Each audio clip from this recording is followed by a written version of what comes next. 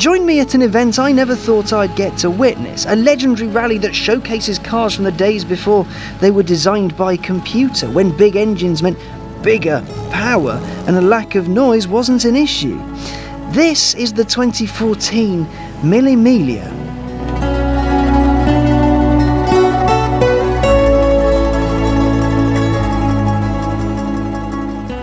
I'm standing in a room with hundreds of millions of pounds worth of metal, and these aren't just to be stared at, these are going to be driven pretty hard for about 1,000 miles. But I'm not going to be driving one of the cars in this room. No, I'm going to be in a shiny new Jaguar F-Type, a car that would do pretty well if the Mille was still running properly today. But it isn't. The Mille Miglia in its original form ran from 1927 to 1957, with a break for a small war in the middle, and it was pretty spectacular. The race was devised by Count Aimo Maggi and Franco Mazzotti, who were both pretty pissed that the Italian Grand Prix had been moved from their hometown of Brescia to Monza.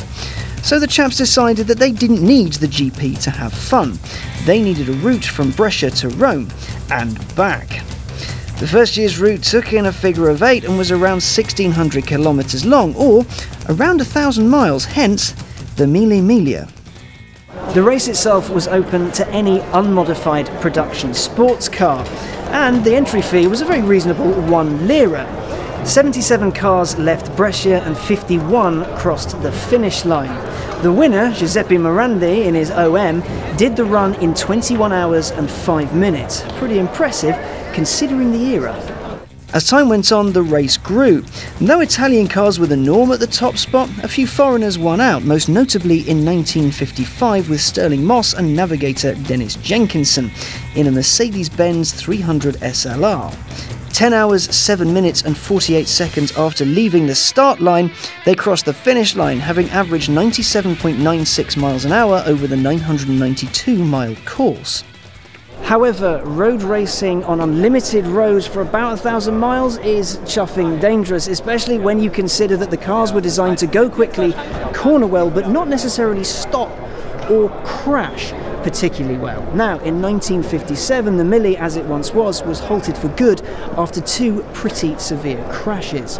The first was at the hands of Alfonso Di Portego, who crashed his Ferrari 335S, taking not only his life, but that of his navigator, Edmund Nelson, and 9 spectators, 5 of which were children.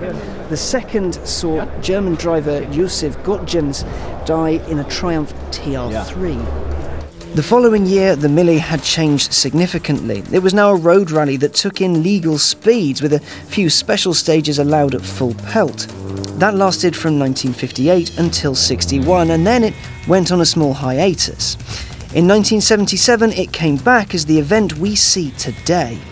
And that's the one I'm here to witness. 4 days of pretty intense high-speed driving from Brescia to Rome and back again, taking in a big old loop of Italy. But my humble F-Type isn't allowed to enter. Only cars built pre-1957 and that would have been originally eligible for the Mille Miglia are. So I'm going to be following 2 cars, a Jaguar XK120 driven by Jaguar design boss Ian Callum and the legend that is Jay Leno, but also a long-nosed Jaguar D-Type driven by Martin Brundle and Bruno Senna, who, rumour has it, are in it to win it. That's what he says. We need to well, look at we got 4 egg timers. Our whole event relies on 4 egg timers. It's going to be hugely exciting. I know what's in front of me. I'll tell you what, it's quite terrifying, I'll be honest with you. It's the dream, this one. I mean, have you had a look around this place? Some of the greatest cars in the world all gathered under one roof, and they're not in an exhibition. They're actually going to be racing, and some of the drivers are just fantastic. My job is to get from stage to stage as quick as possible to take in the sights, the sounds and the smells and get a feel on what the Mille Miglia is truly like. My journey starts tomorrow. Day 1 of the Mille Miglia is an interesting one. It's a late start from the competitors, and the traffic in Brescia, as you'd expect from any Italian town, is mad. Twin that with road closures and restricted access and you've got something of a big automotive mess. Cut through that, however, and you end up with, for the competitors and us, stretches of road lined with million-pound cars, dicing with pedestrians, all baying for noise, loving the fact that the Mille Miglia is rolling past them, showcasing some of the world's finest cars doing what they do best: race. We're in the middle of Brescia for the sealing of the cars. Basically, that means every car that's going to compete in the Mille goes through, and then they're just parked on the street. Everyone's here to celebrate the cars that are about to do something, frankly, mental. Yes, the Mille Miglia has changed since its inception, it's had to, but this is a competition to get from A to B as quickly as possible. As such, unless someone piles their car into another, the roads are yours to do what you want with. Straddle the middle lane? Fine. Speed? Go for it. The police will stop traffic for you to blast through red lights and give you priority on roundabouts, so your progress is unhindered. The drive from Brescia to Padova was a short leg compared to the rest, but it still took time. Adrenaline carries you through the first 100k or so, and in the F-Types we had aircon, comfy seats and all those kind of things. We cruised into town in time to catch some of the cars crossing the line. Their drivers looked happy, if a little tired. Some of it's confusing, isn't it? We saw a few guys go off in the wrong way, and it's so easy to follow them. Yeah. The car was very good. Very good. Excellent. The brakes a little soft at times. Oh, it's a fine car. It's a fine car. It got me out of trouble a few times. So tonight we're now here at the finish line, just waiting to see the Jags come through, see the guys we know, celebrate with everybody, and then tomorrow it all starts again.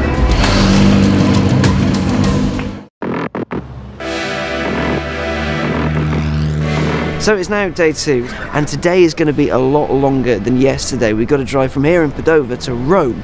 Now, Rome is a long way away from here, and there's going to be lots of cars, lots of congestion, and lots of mentalness. And considering how easy it is to get lost, thanks to the lovely road book, which is incredibly complicated, but I can't think of a better car to do it in. We've got a Jaguar F-Type R Coupé. Now, I've driven it before.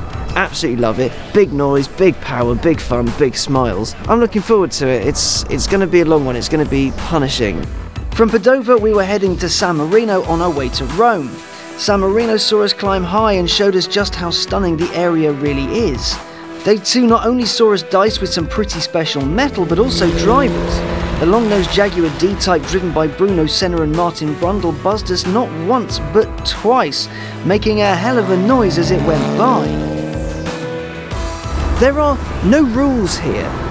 There are none. If you've got a Mille Miglia badge on your car, you do whatever the hell you want. Want to go past a big line of traffic? Go. There's probably a police escort that's about to pass you. Follow him.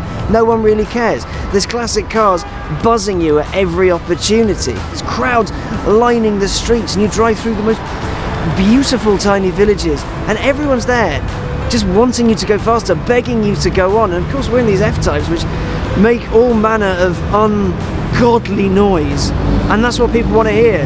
Well, we're not in a heritage car, a classic Mille Miglia car. We're not part of the event proper. We have true front row seats to what we're seeing. We've got the closest you're gonna get without being there, without being in one of those cars, and it's a crazy honor. It's kind of heaven for a petrol head. You can come, you can play, you're egged on, you can slide the car a little bit, and people love it.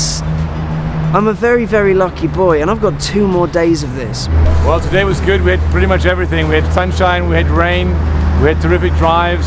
And this car is just amazing. It's just been absolutely fantastic. And tomorrow it gets better. It gets prettier and prettier as the Mille goes on. A little bit of a cold beer, and then 3 hours of sleep. But it was great, great fun. And the car's a treat, a real treat.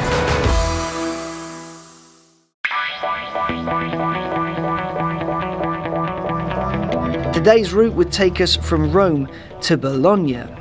We set off at breakneck speed through the crowds and off on our way, simply knowing that we could do as we pleased.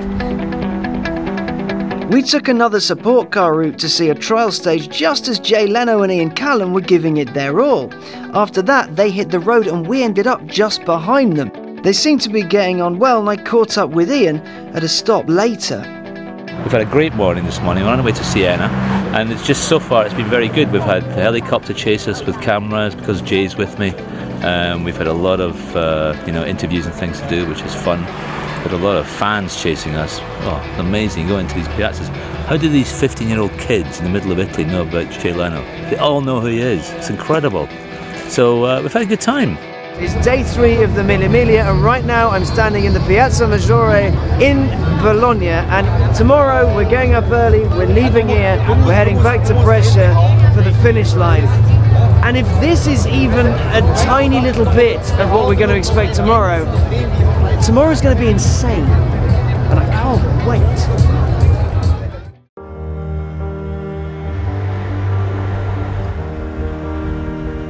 For the final time, our little convoy of F-Type Rs went herring through Italy. The final leg from Bologna back to Brescia was short, sweet, and once again deliciously noisy. You can never underestimate the loudness of the sound that falls out of the back of an F-Type. We left early to try and get to the finish line in time to see the Jags we were following roll over. The Mille Miglia is the type of event that only somewhere like Italy could get away with. It's loud, it disrupts the public highway, it turns a blind eye to speeding and inspires some seriously suspect driving from time to time. This year's event wasn't without its crashes, all heard down the grapevine, mind. If you want to see the greatest moving motor show on earth, feel what it would have been like to run it properly, chasing the show in an F-Type was certainly the best way to do it.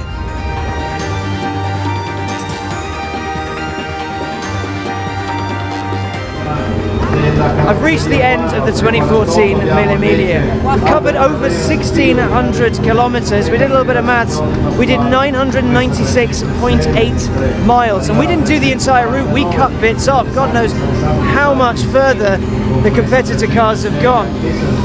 Just awesome. Absolutely awesome. No one overtook us today. We overtook about 30 or 40 people. Jones did amazingly well. Incredible. And this thing is a flying machine, and it's beautiful. But I've never experienced 4 days like it. It really is as good as everyone says it is. And I'm going to do it again next year. Yeah, the faster car. You can't get too fast. It was wonderful, thank you. Where else could you drive 1,000 miles and be created with champagne and drive over the finish line in front of the police? We did some of the route and we were dicing with priceless cars, 300 SLs, Porsche 356s, a Porsche 550 Spider buzzed us at one point. It's been good, hasn't it? It's been a week. Really, our teamwork has just got better and better, and it's been a real pleasure to do this with Bruno.